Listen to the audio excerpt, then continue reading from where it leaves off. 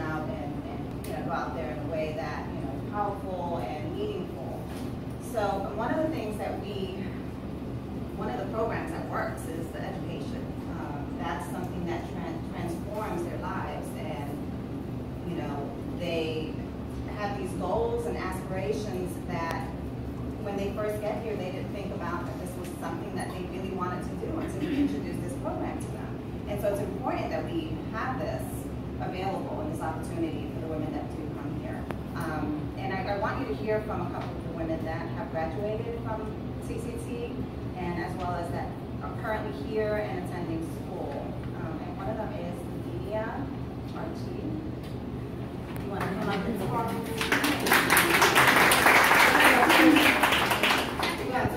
If you're comfortable being there.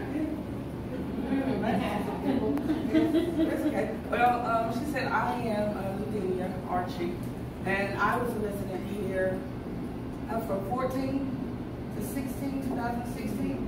I was released in July of 2016, and I was one of the residents that took part in the education program.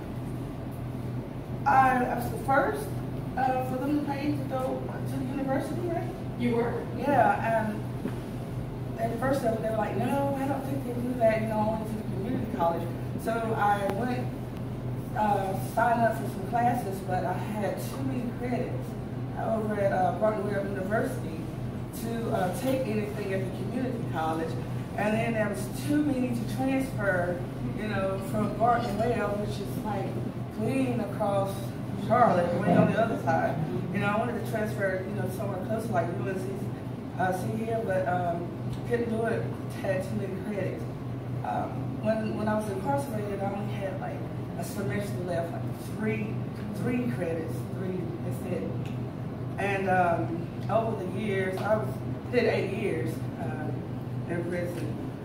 And over the years, the classes built up. So Myra, I remember I was over there in the computer room, and she came over and she was like, Ludenia, I need to talk to you for a minute. When Myra comes and says, I need to talk to you for a minute, and I'm like, and I'm like, no, I didn't do it. Always scary. Yeah, they're not as scary as Delilah, but yeah.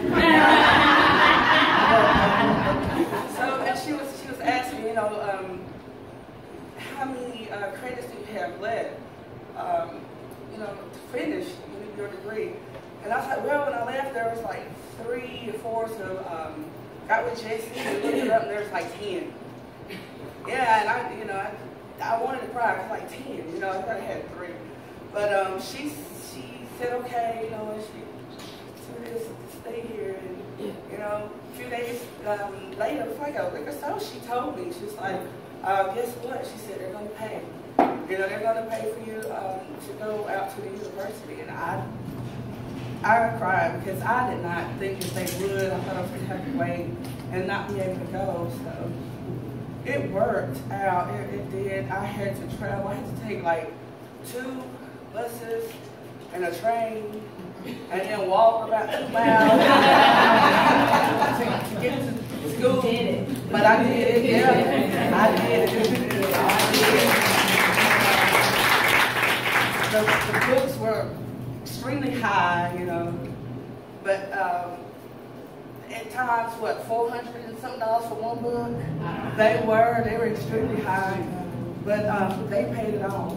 They paid it all, and they made sure that I had everything that I needed.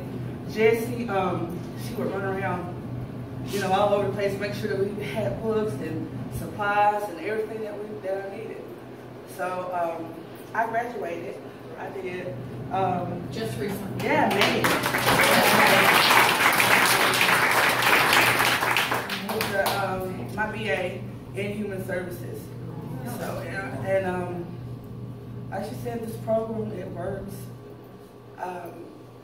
It helped build your confidence.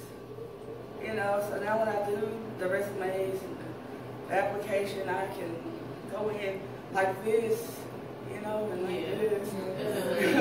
Instead of, checking the box, you know, just to fill in the box. Yeah, I am that, I did that, but I also did this. Right. And that, I tell you, for anyone that is, you know, the residents are here, take advantage of it. Take advantage of it. I thought it was hard here, you know, just working and going to school. But when I got home and I did it, I'd say that's what's hard. Working, school, kids, mama, you know. That's what's hard. Yeah, I look back, this was actually easy. Because when I came home, this was home. When I came home, there's somebody had prepared something for me to eat.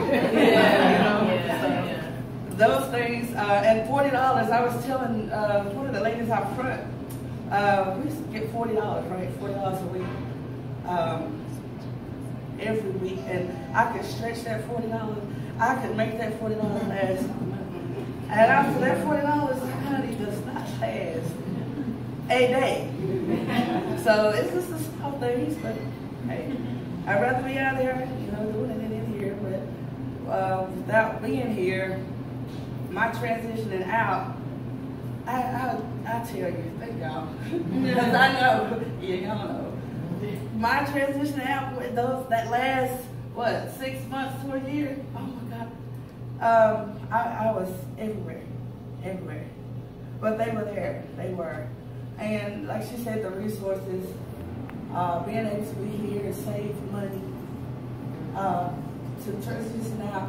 I had a 5-year plan, I still have it, 5 years not up yet. You know, to have get a car, house, you know, finish school,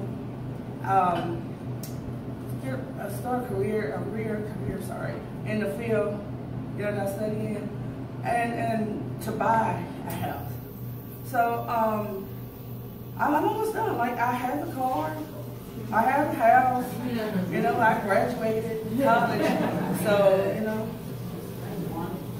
things are working, it's working, and it's hard, but it's working. Yeah. So, you know, thank you all, and thank you for support. I really do appreciate it.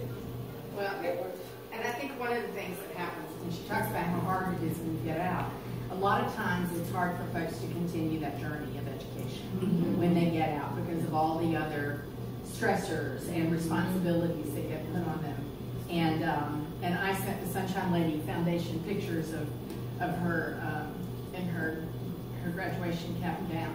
And on the top of her mortarboard said, "She persisted." Yeah. So, she had the back on there. So it really is a credit to you and some of the other women who've come through here who continue their education and now graduated. So thank you so much for coming back and sharing your story. No problem. Thank you for having me.